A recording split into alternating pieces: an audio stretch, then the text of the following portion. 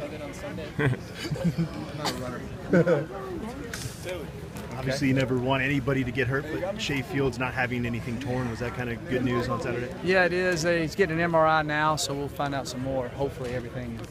Yeah, he didn't break anything. They're doing an MRI to make sure the ligaments and all that. So hopefully he'll be able to get back sooner than later.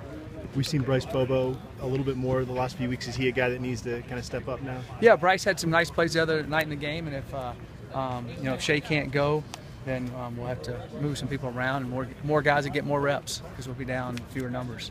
We saw Ryan Severson walking out, no boot or anything on his foot. How's the? He's still got an ankle brace type thing. We'll know more as this week goes on, and hopefully we can get him back. He's a big part of our football team, especially on special teams and of course at linebacker. But he's a heart and soul of a lot of things that we do on our football team. Looking at the film, how did your young linebackers play together? Good and bad.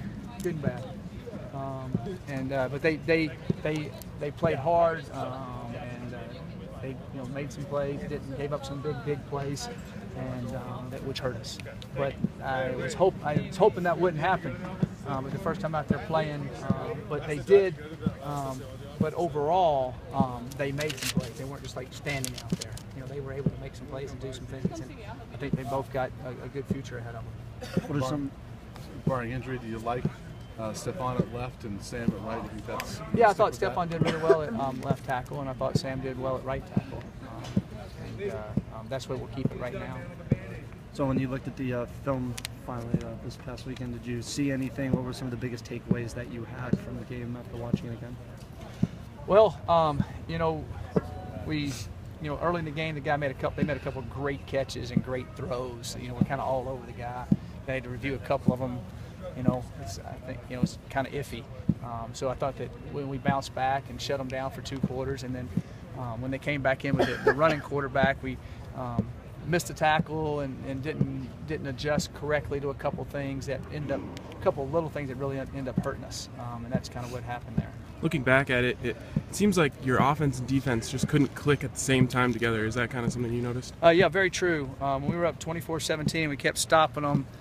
We couldn't get the offense clicking to go score. We should have gone up I thought we should have been up like 31-17 or something like that. It might have been a whole different story, and we couldn't do it. Credit to them, they made some plays.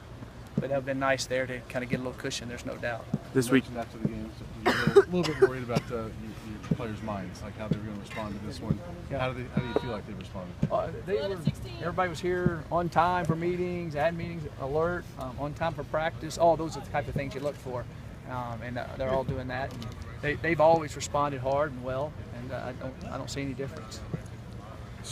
Struggled a bit with the run-first quarterback. Now you face another one this week.